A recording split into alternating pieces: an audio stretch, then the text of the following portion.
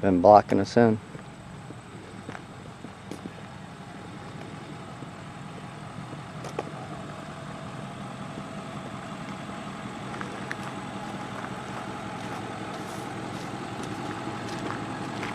What seems to be the problem? My name is Stuart Coates. Yeah. Ambridge Safety. How are you doing today, sir? Oh, I'm just doing fine. I'll be glad to talk to you. Any questions as long as he's not filming. Oh, he's gonna film, and right now you guys don't have any permission to be on this property. Our attorney told you guys to stay off of it. We'll be glad to leave. Then leave. No problem. Bye. Don't harass me again.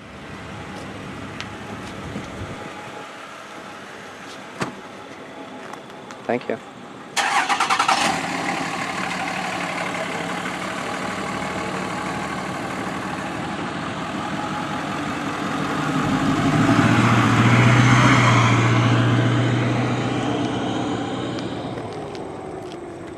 So what do you feel about what they're doing? Well, it's wrong. It's definitely wrong. I'd like to speak for a few minutes to share a little bit of this project, what it means since that school 6 years ago.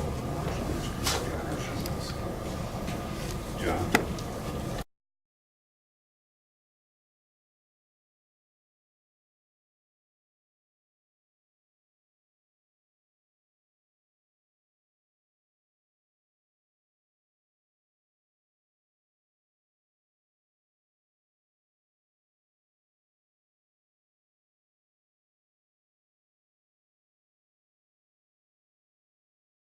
I've interviewed hundreds of sick people. We have 7 kids with leukemia in Marshall right now.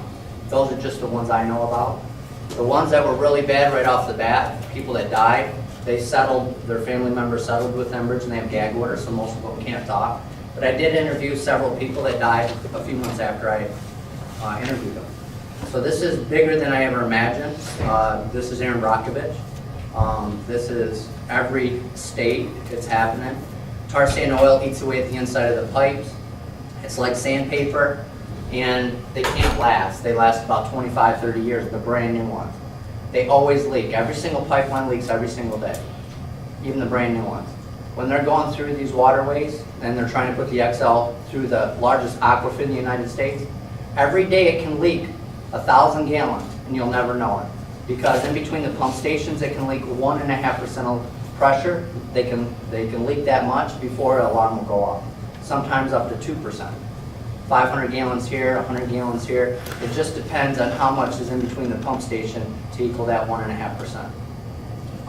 This is serious for your kids and our grandkids.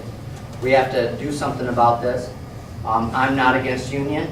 I am union. I'm pro-union. But the thing is, we have to be responsible. I'm having whistleblowers contact me. I've had 3 supervisors this month contact me and tell me different things about pipelines that they've been telling their bosses, and their bosses won't do anything about, and they're being threatened with being fired. So they come to me because then I investigate and I document it. In Michigan, they knew the pipe was bad for 5 years. They knew it had 92 fractures in the pipe. But if they fix it, they have to shut it down and they lose $8 to $10 million a day.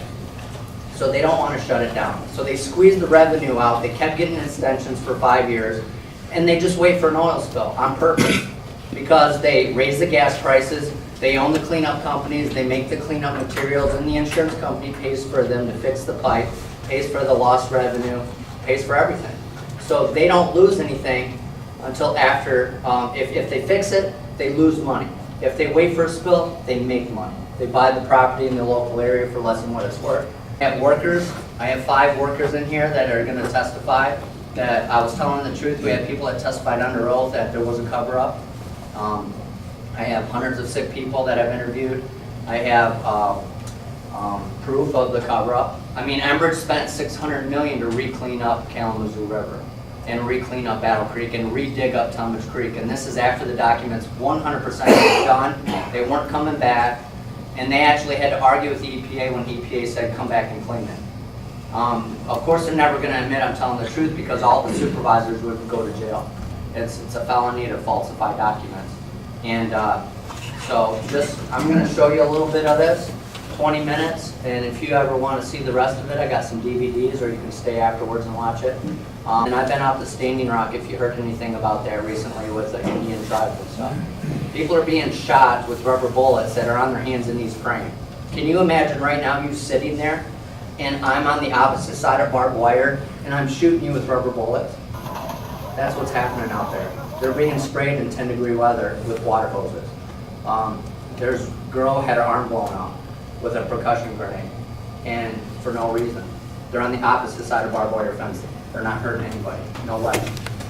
So I appreciate you watching this. There we go, thank you.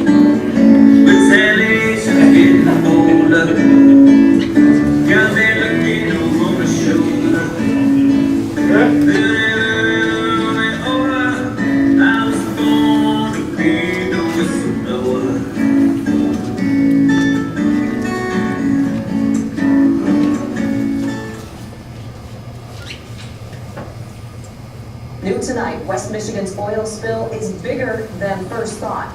Originally, Enbridge told us that 819,000 gallons of oil spilled into the Kalamazoo River. Today, the EPA said 1.1 million gallons has been cleaned up, and there's still more out there. You may remember EPA gave Enbridge an end of the summer deadline to get all of the oil cleaned up. Not only did Enbridge miss that deadline, we just found out today the EPA has found new pockets of oil that was kind of hiding along the river, if you will, 200 acres worth. Now, we did the math. That's 150 full-length football fields of oil they didn't know was here. The Kalamazoo River, miles downstream from where the leak occurred, and there's still signs of oil. This place is full of oil. Monday, John Bolenbaugh told us of numerous problem areas. He's documented them on Facebook. Bolenbaugh started taking pictures and shooting video and shared his concerns with bosses. He told me if I ever take another video or picture or go to the press, I'd be fired. A short time later, he was fired. As a result, rather than thanking him, the effect violated the law by retaliating against him via termination of his employment. Tonight, our I-team takes on accusations of an Enbridge cover-up. Last July, a pipeline owned by Enbridge ruptured in Marshall, sending hundreds of thousands of gallons of oil into West Michigan's waterways. Now a former Enbridge employee is blowing the whistle on the company, accusing it of covering up oil. And just know that I had workers come to me all the time. At first they thought I was a disgruntled worker. They thought I sold gasoline because that's what the oil company told them. And the truth came out and they testified under oath that I never took anything. It was just, what are they gonna do? See, John reported a cover up and they're not gonna tell their workers that. And so, because I did what I did, we saved lives. And there was extra work for 2 to 3 years. So can you imagine not having any work and then all of a sudden you have 3 years more work? I mean, that's a lot of money. Yes. The XL pipeline going through the largest aquifer in the United States. You guys don't realize this, but it is owned by China. China owns TransCanada. China owns a great deal of Enbridge. China does. All right, so you're having a foreign country have a cyanide pipeline. If you drank one shot glass of these chemicals, which is benzene, toluene, hydrogen sulfide, methane, decane, propane, all these super toxic chemicals are thinners to thin out this peanut butter style oil, which is tar sand oil. It's not like a lubricant. It's not what we put in our vehicles. Our government says we can't even use tar sand oil in our military vehicles because the carbon's too high. They won't even refine it in Canada because it's too toxic. So they send it to the United States to refine it, and that's when we're polluting our water and stuff. They never pull pipelines out. Once they're done with them, they just leave them in forever. The next 100 years, they'll sit there and just rot away. They never pull these pipelines out. That one was put in 1969. Yeah, and it's gonna break. I was just at a state meeting trying to get them to have some common sense. It's going to break, and you can't clean it up, especially in the wintertime. We couldn't clean it out of the Kalamazoo River. How are you gonna clean it out of Lake Michigan and Lake Superior? You know? And so, I thank you for listening. It's an honor to be here today. This is unheard of to have a whistleblower talking to you for free. I spent 120 grand out of my pocket to do this. My wife has almost left me 4 or 5 times. Shut up. I spent all my money.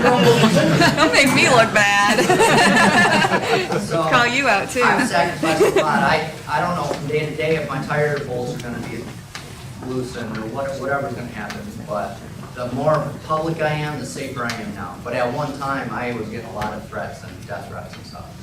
The head supervisor that worked at your location in Marshall died in 3 years. He had diabetes, but when you breathe this benzene in and stuff, whatever you had, it kills you 10 times faster than what it would have. So just, what I need from you is just down the road, if you have a buddy working in the oil industry or fracking industry or whatever, just if they tell you something, ask them to call me. I have never gave up a source, ever. I mean, I've been offered millions of dollars and I turned it down. If I would have kept my mouth shut for 2 years and let them say that the river was 100% clean and just left, they would have had to pay me by law $60 million. And I knew that, and I still did the right thing. And I'm poor right now. But I know that those kids did not die on my watch. So, thank you, I appreciate it. Thank you.